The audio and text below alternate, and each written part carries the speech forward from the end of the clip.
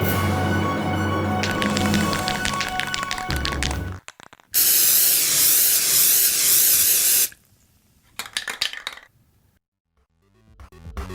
going on, everybody? Welcome to another episode of Ford's Board. Today we have a lot to talk about. Yes, that's right. We are talking about the eventuality of the X-Men joining the MCU.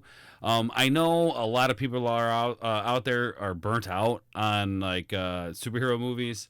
I know a lot of them personally. However, I'm a fanboy, and I'll always be a fanboy. I'm a hype.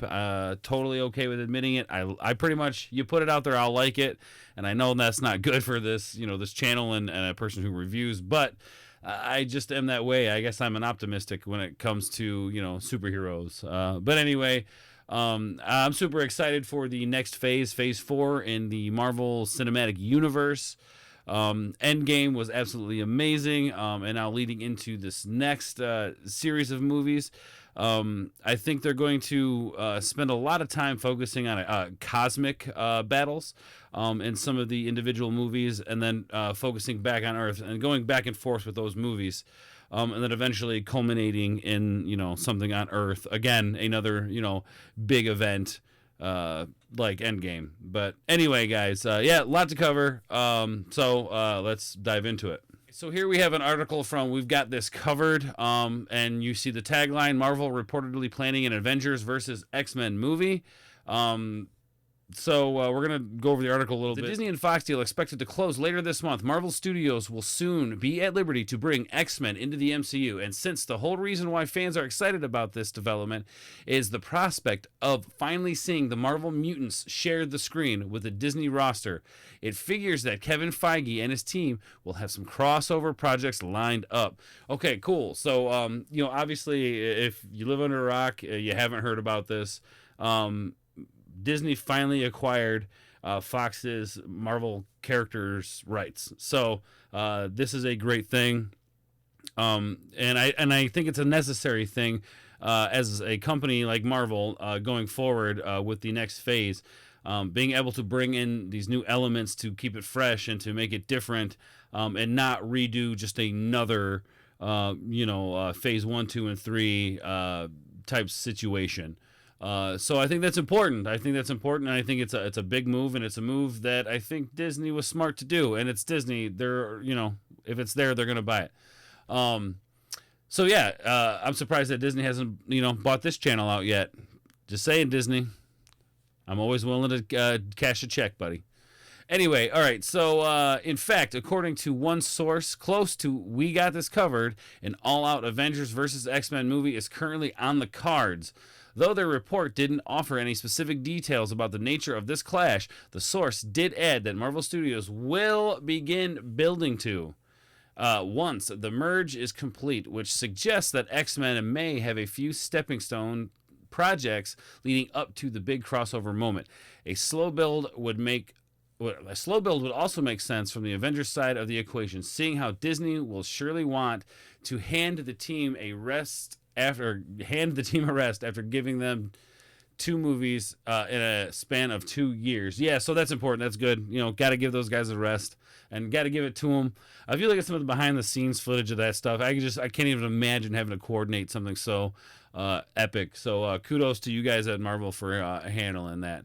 Marvel and Disney for handling that. So anyway, guys, it very much looks like the realm of possibility that there is going to be an Avengers X-Men movie. How they're going to do this by incorporating the X-Men, not 100% sure. We'll talk a little bit more about that kind of stuff here in a minute, but just wanted to touch base on this article real quick.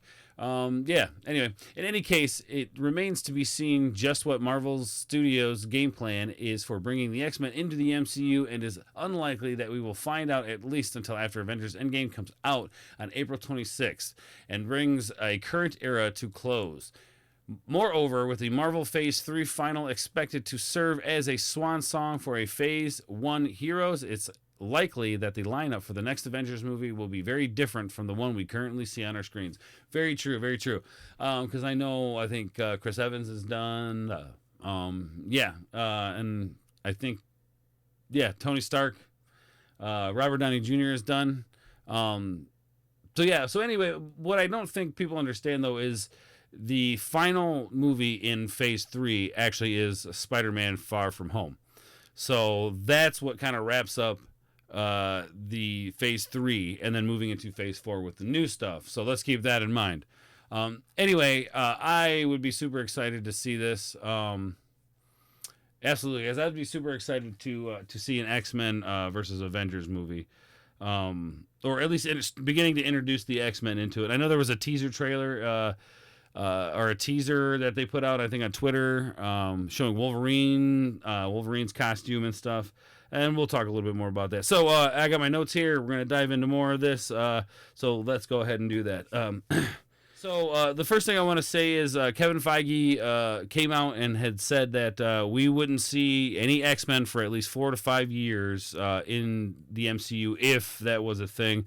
Somehow that's a very difficult thing to believe, just for the simple fact that there was actually comics that were set to release coming out within the last 60 or the next 60 days that actually have been canceled and pulled.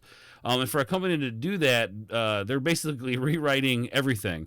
You know, for a company to do that means something. Means that the loss is worth it to pull those comics and to pull those storylines.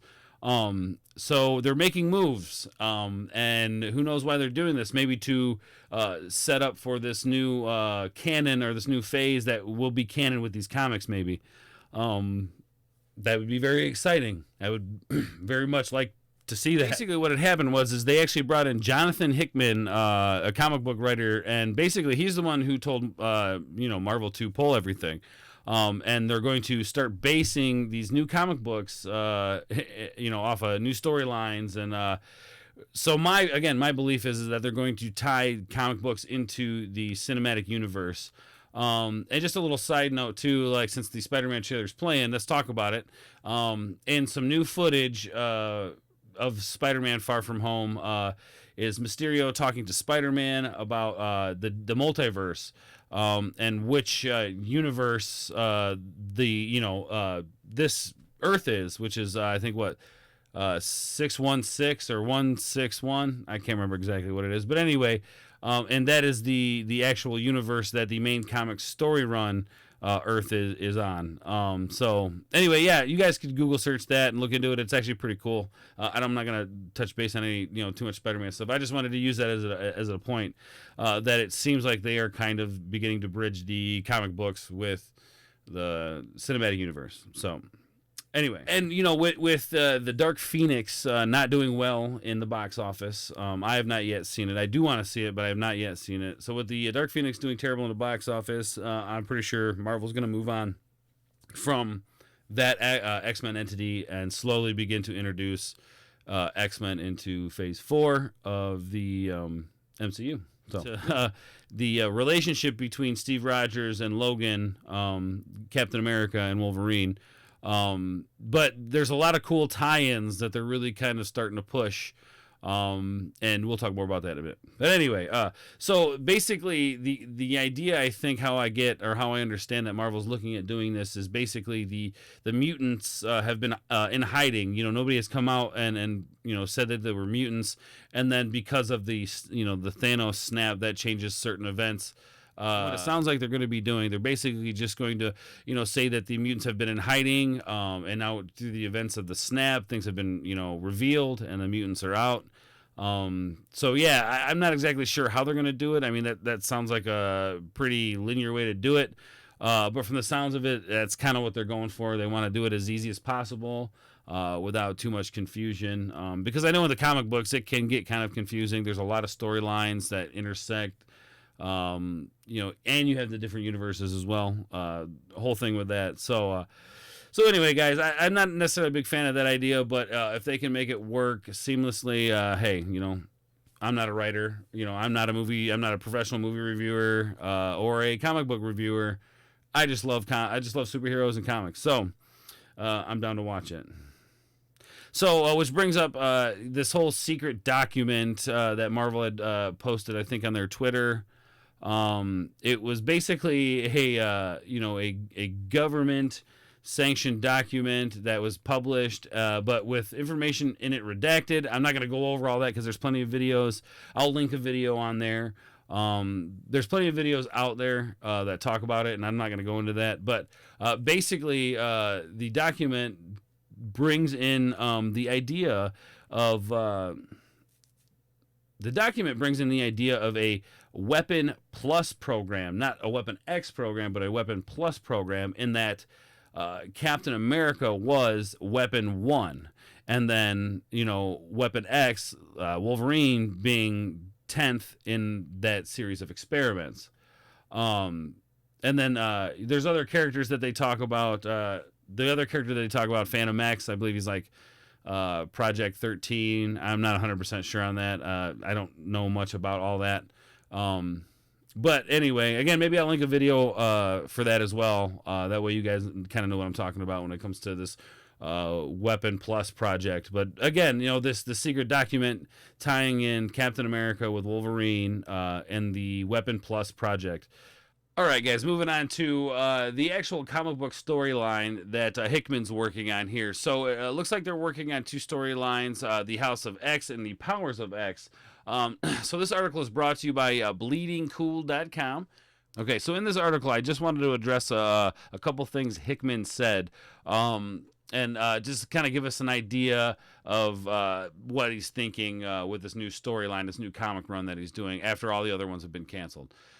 So there's no alternative universe version of X-Men that we're doing. Time travel or any kind of that stuff. This is a very cause and effect, very linear, narratively straightforward story. I think the most important thing about X-Men is obviously the way that individual readers identify with the characters. My obligation is to be true to the characters, even though you're putting them in new circumstances, and to be true to the spirit of what it means to write an X-Men book. Beautifully said. Just that alone gets me really, really excited, and I guarantee you that I'm going to have my sub set up for these storylines. So again, back to what I was saying with like the whole, linear way they're going to start adding things into the universes together, and I think they're going to transition that over with the movies as well. I think it's going to be very linear. I think we're pretty much all know what's going to happen. This is all based on the snap that happens. But I just wanted to touch base on this article real quick because I think Hickman is going to be do some really good stuff for Marvel Comics. And just after reading this, I'm sold. So Hickman, I can't wait to see what you got, buddy. And one last thing that I wanted to touch base on that I thought was kind of funny, and it's not really funny because I actually think this would actually be a really cool thing. You guys can see. Let's face it, Jason Momoa would make a terrific Wolverine.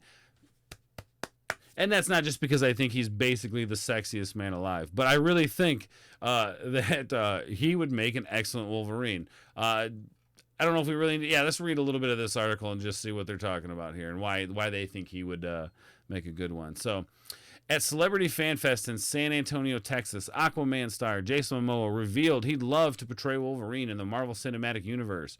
Well, that was an off-the-cuff response to a fan's question and shouldn't be taken as a plea to be rescued from the DC Extended Universe. It still raises an interesting question. Would Jason Momoa be a good Wolverine? I think so. Since Hugh Jackman's retirement from the role of Logan, the Disney and the 21st Century Fox merger is set to bring the X-Men into the cinematic universe at some point in the relatively near future. Well, fans will probably be speculating about who will play Wolverine in the MCU for the years to come. Momoa is a DC superstar, and it would be a headline-making coup for Marvel to recruit him for the role. Yes, I think it would be amazing if Jason Momoa was Wolverine. And maybe I have a biased opinion because I think he's the sexiest man alive. Who knows? Anyway, I'd love to see it.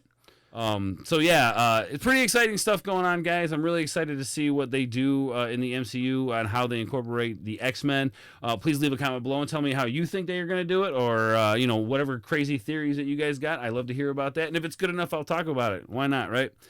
Anyway, guys, I'm going to go ahead and end this video. I just kind of wanted to touch base a little bit, about how what they're talking about with this whole X-Men, Avengers tie-in thing. It needs to happen. We kind of expect it, I think, at this point as fans. So, Marvel, Disney, let's see what you got. You did good with Endgame. It's going to be tough to beat, but I think you guys are up for the challenge. Anyway, guys, hopefully you liked this video. If you did, please hit the like button below, hit the bell for notifications, subscribe, email me, guys. That's ordsboard@gmail.com. Feel free to communicate with me. And again, as always, I love you guys, and we will catch you on the other side. Peace.